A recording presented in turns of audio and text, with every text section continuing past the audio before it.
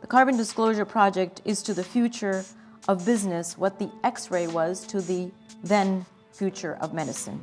Without it, we would never see the inside of the patient's health.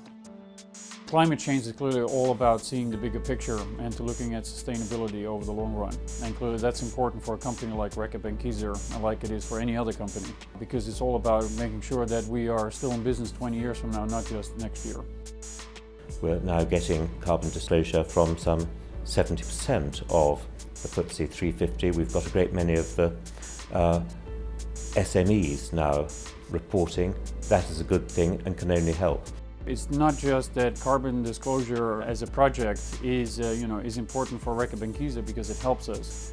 It's also very important because it brings hopefully business together on one common measurement platform. And that clearly is absolutely crucial if we want to make progress, because us reporting in a vacuum of anybody understanding the measures is clearly not very interesting. It is very important that we have one common set of measures in order to make progress and track carbon reduction across the industry.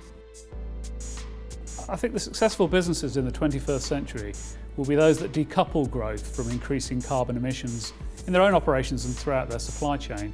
PepsoCO is working with a lot of suppliers all over the world that are both flexible and innovative and actually share our commitment to that sustainable growth.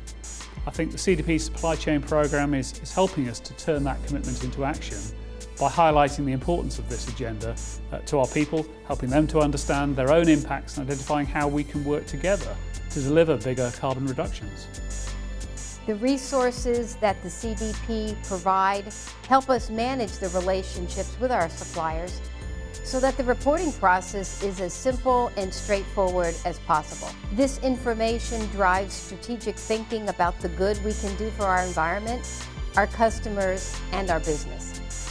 Using CDP's carbon reporting expertise and our own experience with supply chain efficiency, we are working together to measure our global supply chain footprint and to encourage our suppliers to reduce greenhouse gas emissions.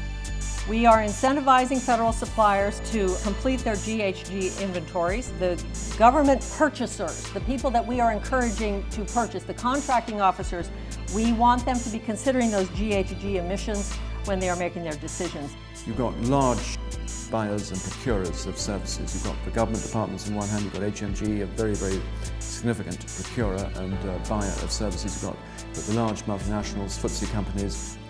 And I think working together, those companies setting a really good example in their procurement practices, that does send a very strong signal to smaller businesses, to medium-sized businesses, to emerging businesses, that it's in their interest to reduce their carbon footprint.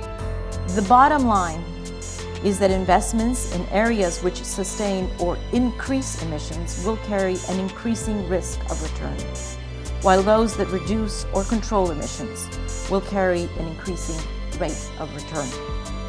Sustainable procurement is really important for the UK government. We want to reduce our carbon footprint. We want to work through our suppliers to do that.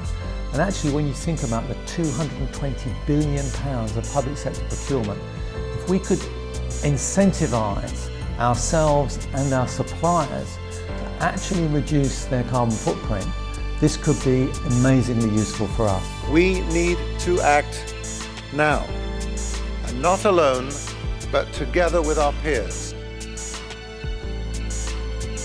My advice to suppliers who are asked by CDP to provide information is, please be forthcoming, please be helpful. This is an opportunity for you and you should see it as a business opportunity.